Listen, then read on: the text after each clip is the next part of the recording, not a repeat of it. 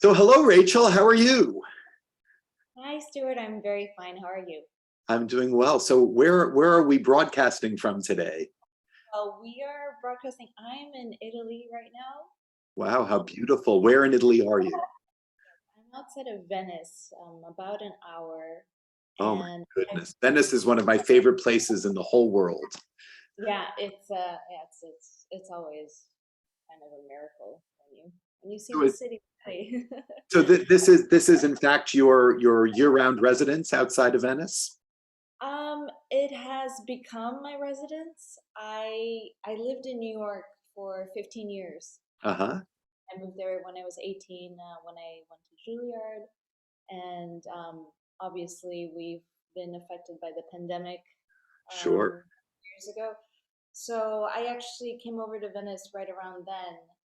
So I still have my apartment in New York, but I was able to rent it out, and yeah, so it's been a Fantastic. Well, what a wonderful place to be living.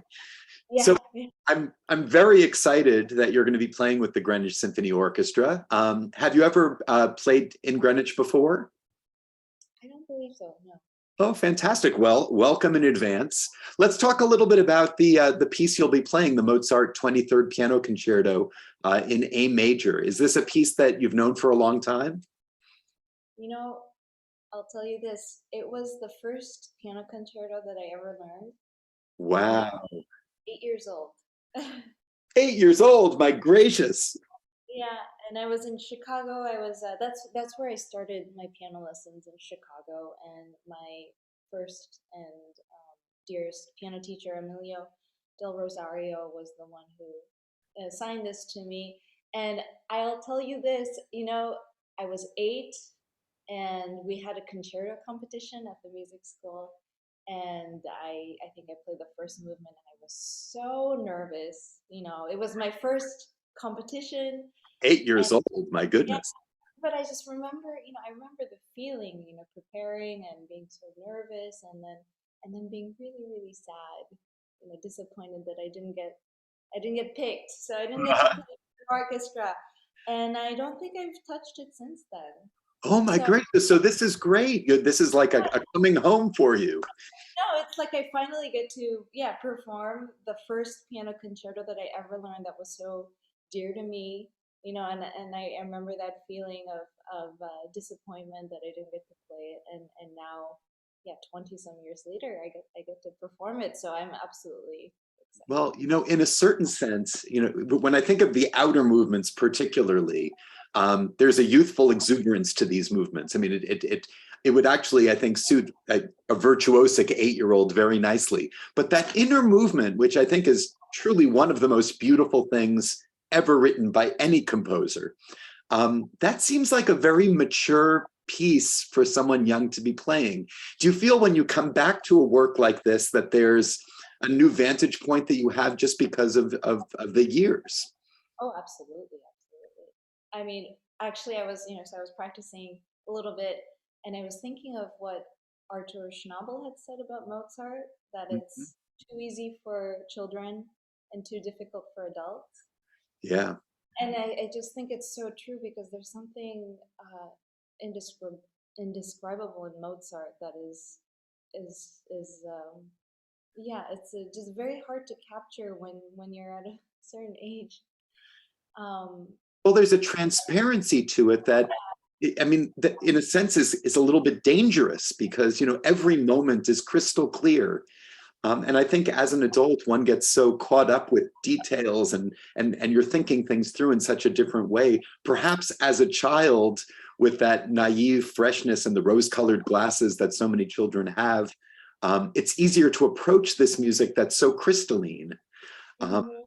so how do you approach this then? Because needless to say, one still has nervous energy that comes to play when you do a performance. When you're doing music like Mozart, how do you approach mentally playing this music?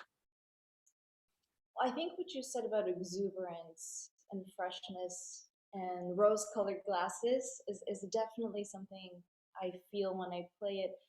I think it has to be very, for me, because I think there's a lot of different diverse approaches to Mozart, and I Mhm. think some could be a little too fragile or crystalline.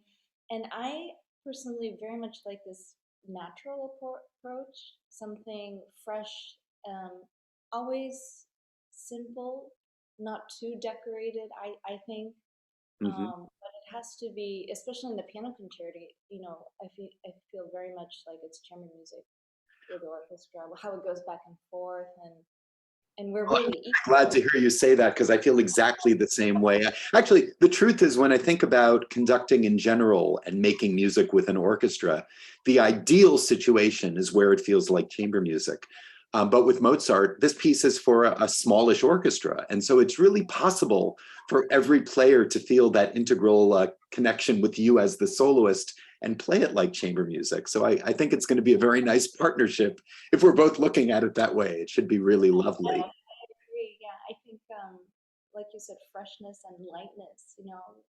When I think about the third movement, or even in the second movement, which is in 6/8 and a Siciliana, I think it's actually not so heavy per Yeah. se. But it's something, always with motion. Well, and they say that Mozart, in all of his music, was striving to create the sense that he had in his operas. And I think Hmm. if you look at that second movement, it really does sound like a plaintive aria. And so how you can't really take it too slow because the voice couldn't sustain a phrase like that. Talk a little bit about that because in a piano, I mean, a piano is a percussive instrument. And yet you have this second movement with these long lyrical lines. How do you pull that off? How do you create legato, the connection of notes to notes, when it's actually physically not possible? That's a very good question, and you know very well because you're a pianist Well, also. it's a leading question. Amazing, because that's true that once you press down the keys, there's only so much. There's actually not much you can do. So yeah, that's a very good question as a pianist. But I think it's not just the actual legato, of course, which is very important for us, to do with the fingers and also to listen with the pedaling, very, very, very carefully. But Yeah. I think it's also about obviously the spaces between the notes and how when we phrase on the piano like a singer would, um, for example, if you see you know 16 notes, that the spaces in between are not going to be equal, like they look on the page. And it's all about how we phrase, how we shape the sentence so it comes off, like you said, vocally. And that takes a lot of time and planning and thinking ahead. Yeah. And yeah, but I think it's really, I feel so much that,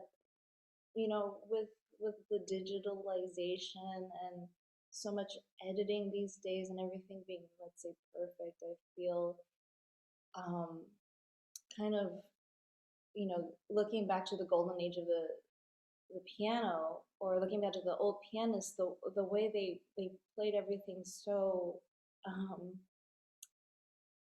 individualistically.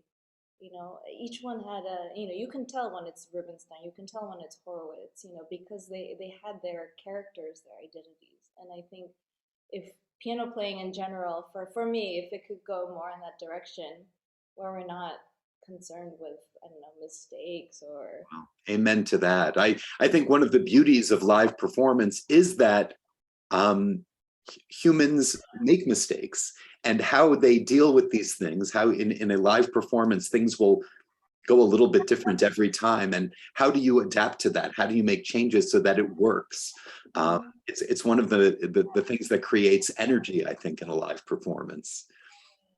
So if you had to come up with, let's say, 2 or 3 words to describe this piece and why people should come and enjoy this piece, what would you say? What is the, what would you say captures the 23rd Mozart Piano Concerto in your mind? I think out of all the concertos, I mean, it has so much youthfulness. It has just, it's so friendly, it Yeah. is so loving, as I think Mozart was. but like you said, in between this wonderful first and third movement that's so joyful and celebrating life, as he so wonderfully does always, there's this incredible second movement Yeah. where it literally, I mean, it for me, breaks your heart. It just Oh, for me as well.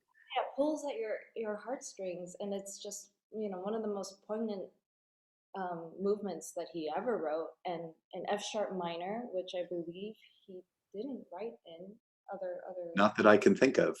Yeah, so it's the unusual key, and just you know it's the most not heartbreaking, but just really moving, I think. Yeah. Art.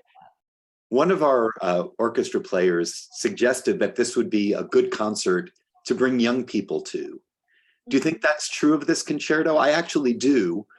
You were talking about its youthful energy and all that, but I think there's something else to this piece here. That there's kind of a sparkle to it that I Oh think yeah. will catch young people's attention. Do you agree with that?